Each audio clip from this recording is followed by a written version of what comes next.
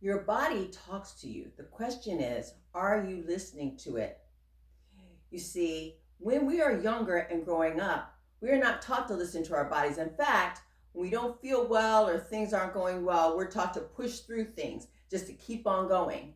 But see, the problem with that is as we grow older, it takes us longer to recover from things. So the more we can listen to our body and catch them early on, the better off we are. So I'm going to give you a few examples to show you what I'm talking about.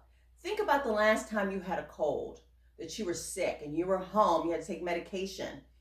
But think about what happened before you got to that point of sickness. You may have had an achy body. You may have had a little bit of a runny nose. Your eyes may have burned a little. Or you may have found yourself being more tired than usual, but you didn't pay attention to all those signals. And because you didn't, your body progressed and got worse and worse. And then you ended up home sick instead of being able just to keep on moving on. And then once you got sick, it took you longer to recover than when you're in your 20s and 30s. So listen to those little signals that happen ahead of time and then go ahead and take care of them so that you don't end up having that full blown cold. Another example, for older adults, as we get older, knees are something that's very common, that something can happen to.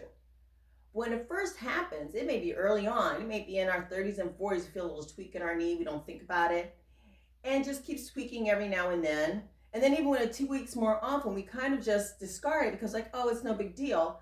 Until one day it gets such a tweak, it alarms us to the point where it really weakens our knees. And we're like, wait a minute, we got to get this checked out. And by the time we go and get it checked out, now we might have a torn meniscus.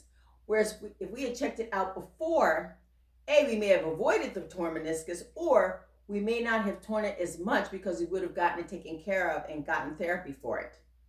And another big one is food. There are foods as we get older that no longer agree with us. And we just can't eat them, but we don't pay attention. But we end up feeling bloated and sluggish and tired, and we can't figure out why. Why is this happening? Sometimes it's the food. There's a food that you can't eat anymore. So see, your body talks to you. It tells you what's good and what's not good, but you just gotta listen to it. And as always, to your health.